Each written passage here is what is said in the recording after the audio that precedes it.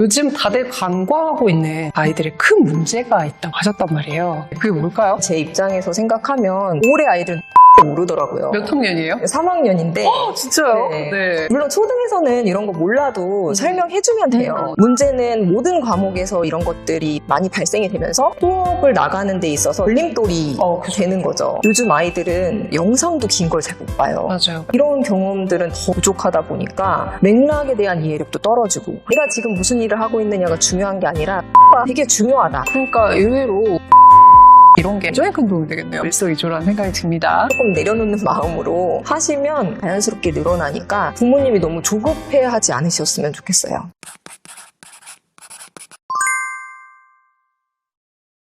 요즘 초등아이들에게 가장 중요한 것에 대해서 말씀해 주실 쓸모있는 명언사전의 저자 최선민 선생님 모셨습니다. 안녕하세요. 안녕하세요. 17년차 초등교사이자 어린이책 작가로 활동하고 있는 최선민이라고 합니다. 반갑습니다. 요즘 다들 간과하고 있는 아이들의 큰 문제가 있다고 하셨단 말이에요. 네. 그게 뭘까요? 태도가 바로 능력이라는 점을 아이들이 간과하고 있는 것 같아요. 요즘 아이들이 워낙 풍족한 시대여서 그런지 악착 같은 근성 이런 게 많이 부족해졌다는 생각이 들거든요. 저희 때는 열심히 하는 게 기본값이었는데 요즘은 열심히 하는 것 자체가 경쟁력인 시대가 된 것 같아요. 열심히 하는 아이들이 드물고 무기력한 아이들이 많은 편인 것 같고요. 조금 더 비관적으로 보자면 패배감이라고까지 느낄 수 있게 아이들이 할 수 있어 나는 하면 잘하는 사람이야 이런 생각보다는 해봤는데 잘 안 됐어 이런 감정이 많은 것 같아요. 너무 어릴 때부터 레벨 테스트나 이런 것들을 겪으면서 좌절을 해서 그런지 같이 해봤는데 얘는 잘하는데 저는 못해요. 저는 못하는 반이에요. 이런 정서가 학번지 아이들은 있고 학번지가 아닌 아이들은 또 아닌 아이들대로 우리 집이 어려워 라든지 나는 공부를 못해. 우리 집 주변엔 학원이 없어. 이런 거를 너무 빨리 인지해버리는 시대가 된 것 같아요. 2030한테 이생망이라는 단어가 유행을 했었잖아요. 그런 패배감 정서가 초등학교까지 내려오지 않았나 하는 생각이 들어요. 부모님들이 상담 오셔도 예전하고 상황이 달라졌나요? 네, 학구열이 되게 높을 것 같잖아요. 근데 제가 17년 차인데 신규 때에 비해 학구열이 되게 떨어졌다고 느껴요. 물론 양극화가 심해서 관심 있는 분은 훨씬 관심이 많고 경제적으로도 아무래도 요즘이 더 여유로우니까 훨씬 더 많이 시키는 분들은 시키는데 그렇지 않은 비중도 훨씬 많아진 것 같아요. 부모님들이 우리 아이 공부 못해도 돼요. 공부 못하니까 공부 못하는 걸로 뭐라 하지 마세요. 이런 식으로 이야기를 하신다던가 예전에는 우리 아이 공부 안 하면 혼내주세요 이런 부모님들이 많았는데 요즘은 그런 부모님들은 아예 없다고 보면 되고 우리 아이는 공부 안 시킬 거다 이렇게 얘기하시는 분들이 오히려 늘어나는 분위기인 것 같아요. 그게 초등학교 교사인 제 입장에서 생각하면 초등 때는 공부를 잘해서가 아니라 학습을 배우는 기초 단계이기 때문에 벌써부터 공부를 열심히 안 해도 뭐라 하지 마세요 이거는 아닌 것 같다는 생각이 들거든요. 그런데 그렇게 말씀하시는 분들도 많고 또는 너무 과하게 시키는 분들도 많아서 정작 엄마는 열정에 불타오르는데 아이는 좀 무기력한 그런 것도 있는 것 같아요. 태도를 지적해 주셨는데 선생님이 생각하시는 초등 때 배워야 될 중요한 태도 뭘까요? 저는 적극성이 제일 중요한 것 같거든요. 물론 어떤 아이들은 소심하고 나서는 거 어려워할 수도 있지만 저는 그렇게 막 나서는 걸 좋아하는 적극성을 말하는 건 아니고 틀리더라도 한번 해보려고 하고 도전하는 그런 적극성이 필요한 것 같아요. 그런 시도하려는 것 자체를 요즘 아이들이 두려워하는 경향이 있는 것 같고 너무 노력하는 게 멋지지 않다? 정말요? 네, 너무 노력하는 게 멋지지 않다는 그런 것이 있어서 너무 열심히 하는 모습을 친구들한테 안 보여주려고 하는 것 같은 뒤에서는 열심히 할지언정. 네, 뒤에서는 열심히 할지언정. 그래서 성실함의 가치가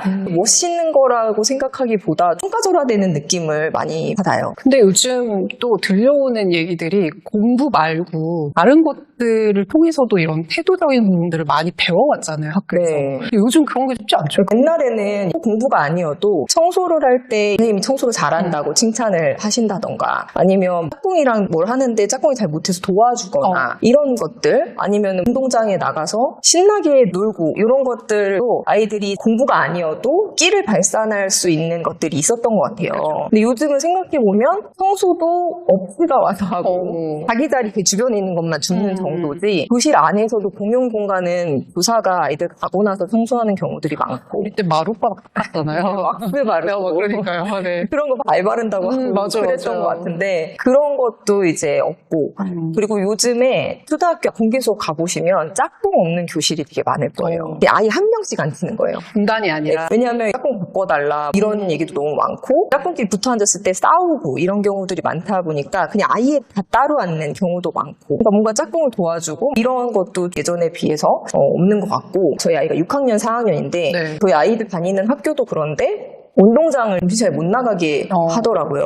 학교가 과밀이라서 점심시간이 다른 거예요. 우리 아이들은 점심시간인데 다른 아이들은 수업시간이 하니까 체육시간에 지니까 못 나오게 한다던가 이러다 보니까 점심시간에 놀고 이런 것도 없어서 시험이 없어져서 시험 말고 다른 데로 끼를 발산할 수 있도록 하자는 취지로 흘러가고 있는데 실제로는 수업시간 이외의 활동으로는 칭찬받을 만한 일을 경험하기가 어려워지고 있지 않나 하는 생각이 들어요. 그리고 옛날에는 동네 어른들하고 대화할 일도 많고 그랬는데 요즘은 동네 어르신들이 아이들한테 말 걸고 이런 큰일 나죠. 네, 경험이 거의 없잖아요. 그리고 골목 문화가 있어서 같은 학년이 아니어도 같이 어울려 노는 게 그냥 있었어요. 마을이 아이를 키웠잖아요. 그쵸. 네. 그럼 여기서 궁금한 게 선생님 이게 학교에서도 채워지지가 않는다. 네. 그러면 이런 능력이 있긴 해야 되잖아요. 네. 이거 어디서 채워요? 가정의 역할이 좀 더 커진 것 같아요. 할머니, 할아버지랑 대화도 많이 하고 이런 경험이 있는 애들이 확실히 어른들이 예쁘다고 하는 센스들도 많이 발달이 되고 하는 것 같아요. 우리나라에서는 입시가 마치 봉착역인 것처럼 생각을 하는 경향이 있는 것 같아요. 근데 실제로는 교육의 끝이 입시가 아니고 대학교 간 이후에 성인이 된 삶을 잘 꾸려나가야지 되잖아요. 네. 예를 들면 제 제자 중에 한 명이 공부를 썩 잘하는 아이는 아니었어요. 근데 누가 봐도 예뻐하는 성격도 너무 좋고 정말 얘는 어디 가서 예쁨 받겠다 이런 아이였는데 대학교는 지방 사립대를 갔어요. 그런데 이 아이가 교수님 눈에 띄어가지고 도교로 있다가 거기 교직원으로 채용이 됐더라고요. 그 과정에서 그 아이도 공부도 열심히 하고 여러 가지 노력을 했겠지만 그 이야기를 나중에 들었을 때 그 아이를 지켜봤던 선생님들은 이 아이의 태도가 굉장히 큰 영향을 미쳤을 거라고 생각이 되는 거예요. 어떤 부분이었어요? 반에서 소외되는 친구를 나서서 잘 챙기고 본인은 인싸인데 그런 아이들을 다 챙겨주는 아이고 어른들한테도 굉장히 싹싹하고 그러면서도 뭔가 나댄다는 이런 평을 받는 아이도 아니면서도 굉장히 윤활유 역할을 하면서 그런 예쁜 아이였었거든요. 성인이 된 후에도 열심히 했을 거고 그게 어른들 눈에 분명히 띄었을 거다 이런 생각이 들더라고요. 사실 공부만 중요하게 쫓으면 이런 걸 네. 놓치기 되게 쉽잖아요. 맞아요. 그런데 오히려 공부로서는 성공했다라고 네. 보기는 어려워도 네. 굉장히 훌륭한 성장을 했다. 태도라는 것이 되게 작고 사소해 보이지만 분명히 이렇게 열심히 하는 사람들은 누군가는 알아주고 맞아요. 도와주는 사람이 반드시 생기는 것 같아요. 요즘은 또래 아니면 대화를 할 일도 적고 그러다 보니까 어휘도 자기들끼리 쓰는 어휘만 쓰다 보니까 아이들 어휘력이 부족해지는 것도 이런 환경적인 영향도 있는 것 같아요. 좀 전에 문해력 얘기를 말씀하셨단 말이에요. 네. 아이들의 태도에서도 문해력이 격차가 생기기 시작한다. 실제로 교실에서 네. 우리가 상상한 것보다 문해력이 더 크게 차이가 나요. 네, 문해력에서 가장 두드러지는 건 어휘력 네. 부분이 두드러지는데 제가 매년 첫날에 아이들한테 여러분들의 장점을 3가지씩 써서 제출해달라고 하는데 올해 아이들은 장점을 모르더라고요. 몇 학년이에요? 3학년인데 진짜요? 네. 네. 물론 초등에서는 이런 거 몰라도 설명해주면 돼요. 당연히 모를 수 있다라고 생각을 하고 수업을 하는데 문제는 모든 과목에서 이런 것들이 많이 발생이 되면서 수업을 나가는 데 있어서 걸림돌이 되는 거죠. 예를 들면 국어 시간에 부두세 영감이 있었어요. 부두세를 모르는 거예요.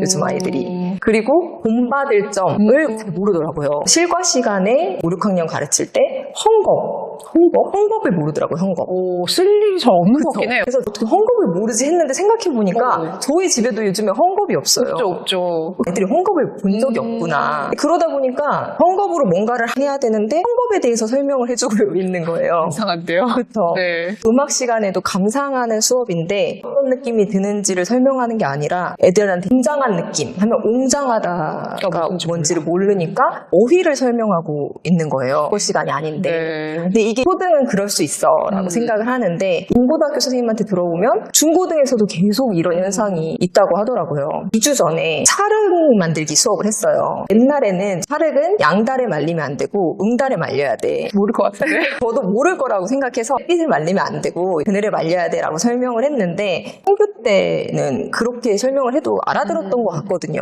근데 또 아는 애들은 알죠. 네네. 이게 양극화가 정말 심해져서 부모님들이 많이 시키고 이러는 아이들은 또 잘 알고 그렇지 않은 아이들은 모르고 이런 게 큰데 문제는 모르는 아이들이 더 많다 보니까 저도 더 쉬운 말로 계속 풀어서 쓰고 그러다 보니 아이들이 어려운 말을 들을 기회가 더 없는 것 같아요. 부모님들한테 안내장을 나갈 때도 교육청에서 다듬은 말이라고 해서 쉬운 말로 다 바꿔서 나가도록 해요. 어른들한테도. 네. 어려운 말의 뜻을 알려주려고 하기보다 쉬운 말로 계속 바꿔 쓰도록 되다 보니까 갈수록 더 어려워지는 것 같더라고요. 예를 들면 안내장에 가급적이라는 거 쓰지 말고 내보내라고 아예 나와요. 그런 상황인 걸 어느 정도 눈치채신 일부 학부모님들은 어휘 공부는 되게 많이 신경을 쓰시잖아요. 맞아요. 어휘만의 문제가 아니고 문해력을 높이려면은 어휘랑 정보를 처리하는 능력 그리고 맥락을 이해하는 능력 세 가지가 꼭 필요하거든요. 요즘 아이들은 유튜브 같은 걸로 계속 듣는 세대이고 또 교과서를 먼저 읽어보고 스스로 공부를 해보기보다 학원 가서 처음부터 누군가가 설명해 주는 거를 배우는 세대다 보니까 글을 읽고 스스로 정보 처리하는 능력이 많이 떨어지는 거예요. 예전에는 종이접기를 하면 누구는 잘하고 누구는 못하는 아이들이 섞여 있을 수밖에 없어요.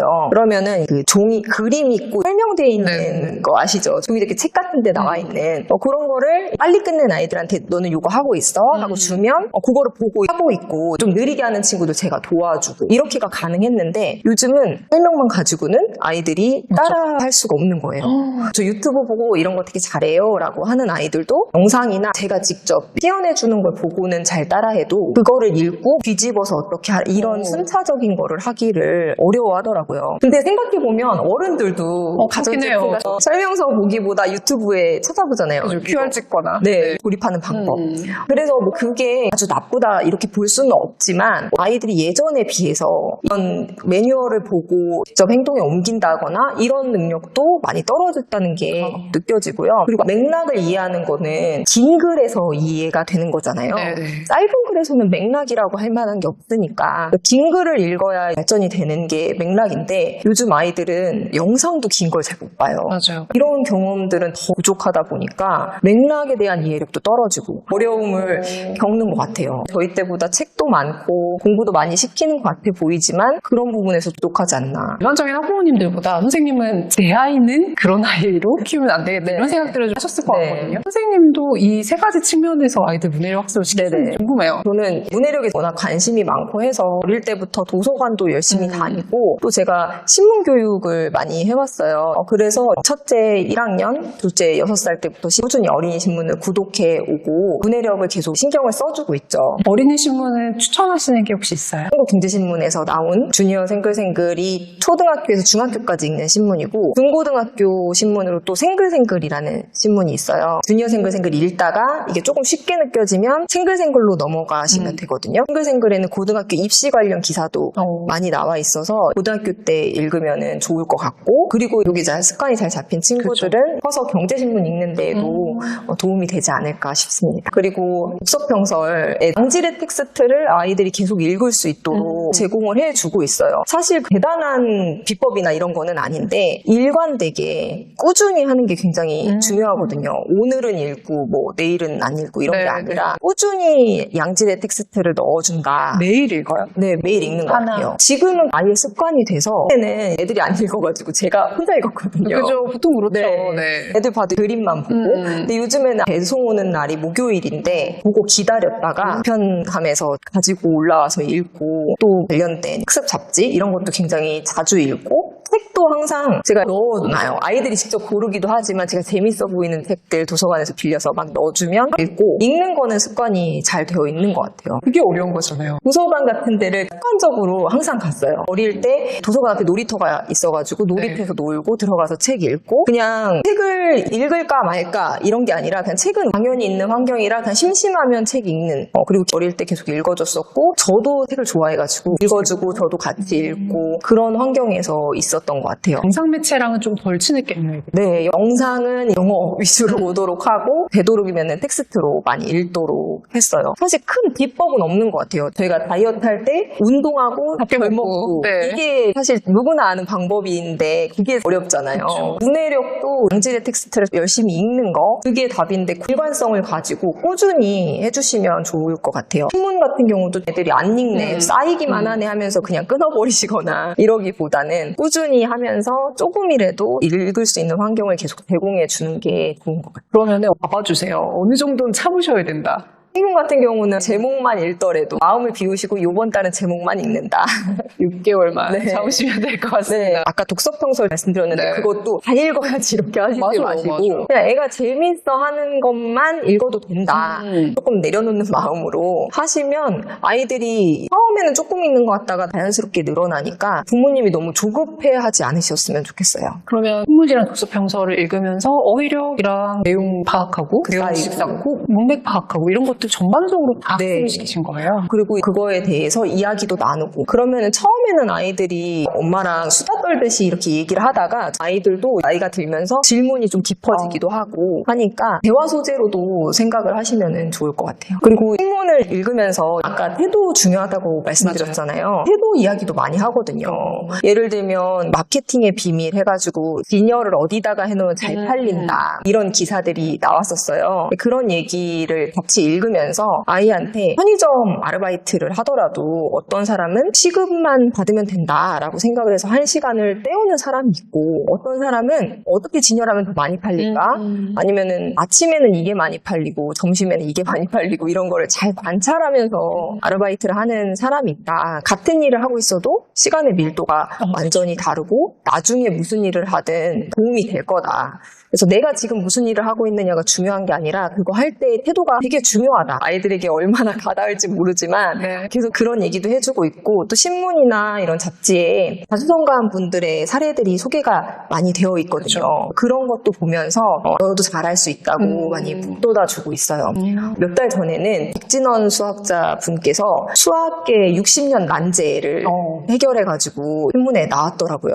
네, 가정환경이 되게 안 좋으셨더라고요. 아버지가 일찍 돌아가셨고 어머니가 아프시고 정부지원금으로 생활을 하셨던 분인데 그래도 끝까지 꿈을 포기하지 않았고 이런 이야기들 아이들랑 얘기하면서 태도가 중요하다 이런 얘기도 계속 강조해주고 있어요. 그러니까 의외로 받을 만한 게 있는 사람들한테서 나오는 교훈 이야기 이런 게 아이들 태도를 잡는 거에 네. 굉장히 큰 도움이 되겠네요. 네. 문해력도 잡고 네. 태도도 잡고 일석이조라는 생각이 듭니다. 선생님이 17년 차시면은 진짜 예전에 가르쳤던 아이들은 지금 이미 어른이 됐을 네네네. 텐데 고등학생뿐만 아니라 어른이 돼서도 좀 두각을 나타내는 아이들은 네네. 초등 때 이게 정말 필요하다 이런 게 있으시면 정리해 주시면 좋을 것 같아요. 네. 초등 때는 학습의 토대 그리고 삶의 태도의 토대를 쌓는 시기인 것 같아요.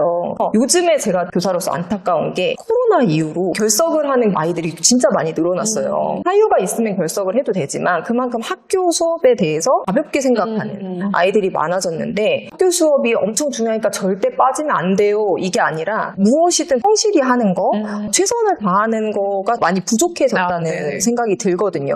초등 때에 최선을 다하는 거, 성실하게 하는 거, 내가 조금 중요하지 않다고 생각하는 거나 아니면 친구들하고 어떤 관계가 있을 때 내가 좀 손해보는 것 같아도 하는 거. 이런 태도가 정말 중요한 것 같아요. 별거 아닌 것 같지만 초등 때 성실하지 않던 애들이 중고등 때 갑자기 그럼요. 성실할 수는 없거든요. 맞아요. 오히려 초등 때 성실했는데 사춘기로 엇나가면 엇나갔지. 맞아요. 그래서 초등학교 때는 그런 삶의 태도를 만든다는 생각을 가지고 성실한 것들을 강조를 해주셨으면 좋겠고 문해력 같은 것도 초등학교 때 토대를 만드는 시기이기 때문에 기초가 제일 중요하다는 걸 잊지 말고 가르쳐 주셨으면 좋겠습니다. 선생님께서 이번에 아이들이랑 읽으면 좋은 쓸모있는 명언 사전이라는 책을 쓰셨는데 이 책은 어떻게 활용해야 되는 책인 거예요, 선생님? 아이들한테 태도 이야기할 때 그냥 바르게 해라 그런 얘기하는 거 되게 잔소리로 들리잖아요. 그쵸. 그래서 어떤 매체가 필요한 거예요. 네. 사람들의 사례를 통해서 아이들한테 얘기를 하면 아이들도 잔소리로 받아들이기보다는 배경 지식을 쌓으면서 나도 모르게 그런 삶의 태도를 배울 수 있는 거라고 생각을 해서 명언을 함께 읽으면서 그런 분들의 삶의 태도도 배우고 또 이 명언이 나오기까지 어떤 상황이었는지 어떤 상황에 처해서 이런 말을 하게 된 건지, 그리고 이분은 뭐 하는 사람이었는지, 이런 것들을 배우면서 어휘들도 공부를 하면서 지식을 쌓아갈 수 있게 만들었습니다. 이 중에서 아이들이 흥미로워할 만한 거 하나만 소개해 주시면 좋을 것 같아요. 조지 버나드 쇼라는 극작가인데 이분이 집이 어려워가지고 학교를 제대로 못 다녔었고 책을 출판하고 싶었는데 9년 동안 한 군데서도 받아주지를 않았대요. 그런데도 글 쓰는 거를 포기하지 않고 결국에는 극작가로 성공을 하고 노벨상까지 받으신 분이거든요. 이분이 한 말이 실수하면서 보낸 인생은 더 유용하다라고 얘기를 하셨거든요. 아무것도 안 하고 실수도 안 하는 인생보다는 실수하고 자충우돌 하더라도 무언가를 도전해보는 게 굉장히 의미가 있다. 이런 것들을 제가 아이들하고도 얘기를 하면서 어떻게 보면 저는 정말 글 쓰고 이런 거 좋아하는 평범한 교사이고 인플루언서도 아니고 인플루언서가 되고 싶은 사람도 아니고 근데 이런 채널에 나오는 게 좀 부담스러운 부분도 사실 있었거든요. 내가 잘 못하더라도 너무 잘하세요. 네. 제가 좀 버벅거리고 카메라 보고 얘기하는 거 낯설고 그렇지만 그래도 엄마인 나도 좀 도전해보고 이런 게 더 좋지 않을까. 나가고 나서 후회하더라도 도전을 해보는 게 좋지 않을까. 이런 얘기들 부모님하고 아이들하고 얘기해보면 좋을 것 같고 이게 영원이다 보니까 아마 어른들이 읽으셔도 되게 재미있으실 거예요. 여기까지는 선생님의 책 쓸모있는 명언사전을 기반으로 말씀을 나눠봤는데요. 이 책에 관심 있으신 분들 되게 많으실 것 같아요. 저희가 채널 이벤트 진행하고 있습니다. 오늘도 퀴즈 선생님 내주실 거거든요. 오늘 제가 말씀드린 것 중에서 위인들의 삶의 가치가 담긴 한 줄을 뜻하는 단어를 남겨주시면 되는데요. 두 글자입니다. 잘 모르시는 분들 저희가 이렇게 초성도 띄워드리고 선생님 말씀에 시간 힌트도 넣어드리니까요. 더보기와 고정 댓글 통해서 확인하시면 좋을 것 같습니다. 네, 선생님 좋은 말씀 감사합니다. 수고하셨습니다.